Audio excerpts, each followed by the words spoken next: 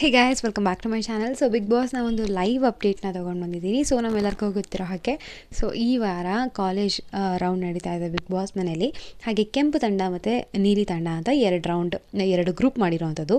So ಇವತ್ತು kabaddi task ಆಡ್ತಾ ಇದ್ದಾರೆ. ನೆನ್ನೆ ಗೊತ್ತಿರೋ ಹಾಗೆ ನೆನ್ನೆ ಬ್ಲೂ ತಂಡನೇ ಗೆದ್ದಿದ್ದು. ಸೊ ಇವತ್ತು ಕಬಡ್ಡಿ ಟಾಸ್ಕಲ್ಲಿ ಮೂರು ಸುತ್ತುಗಳಾಗುತ್ತೆ.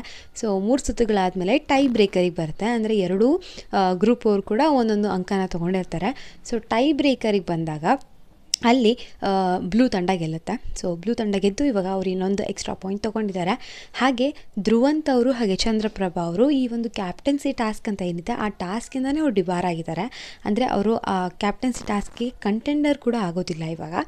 ಸೊ ಅದೊಂದು ಅಪ್ಡೇಟ್ ಆಗಿದೆ. ಸೊ ಇನ್ನೊಂದು ತುಂಬಾ ಟ್ವಿಸ್ಟ್ ಇದೆ ಈ ಸತಿ ಬಿಗ್ ಬಾಸಲ್ಲಿ. ಸೊ ಒಂದು ದೊಡ್ಡ ಅಪ್ಡೇಟೇ ಕಾಯ್ತಾ ಇದೆ.